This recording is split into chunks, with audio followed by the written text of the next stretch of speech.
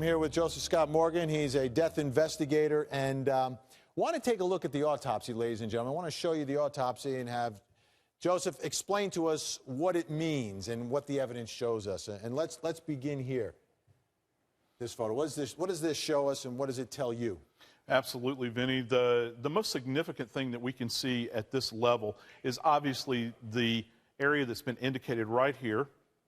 This is the entrance of the gunshot wound. This was identified by the medical examiner who did the autopsy, and we can see these little dots that are indicated around this area. This is referred to as stippling. This is the residue that's left over after the actual round has passed through the body, entered into Trayvon's body, and passed through his heart. And what does it mean?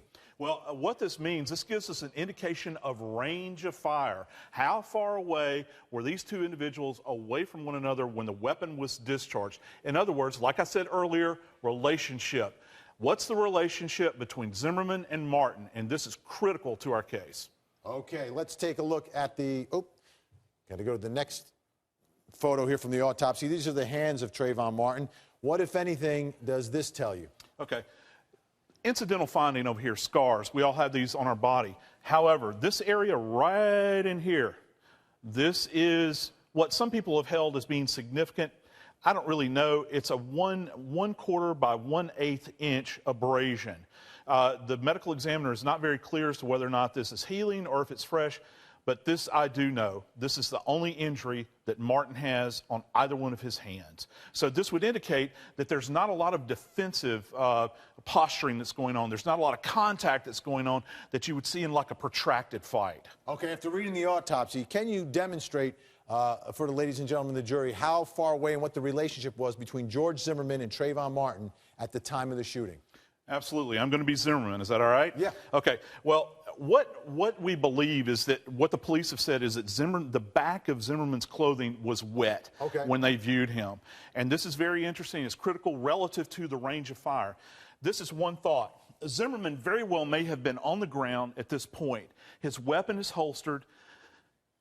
Martin is advancing on him. He's standing over the top of him, and as he is coming down towards Zimmerman, Zimmerman raises the weapon. Now, this is significant. The muzzle of the weapon touches the garment. Now, we know that that Martin was wearing a hoodie. We believe, as everybody can identify with, the clothing falls away. There's a conflict in the report. This weapon is fired. It discharges through the hoodie, through the T-shirt.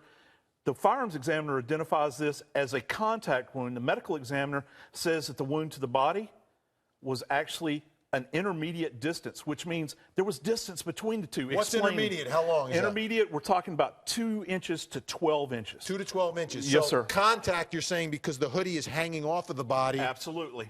And it's contact. But intermediate because the hoodie is not next to the body, so you'd have that 2 to 12 inches there plus the contact here. Exactly. And this goes to one other issue. Why is Trayvon's DNA not on the weapon? Well, you've got a barrier in between the weapon and Trayvon's body. Anything that enters the body and anything that's dispersed out of the body is not going to contact on what we refer to as blowback.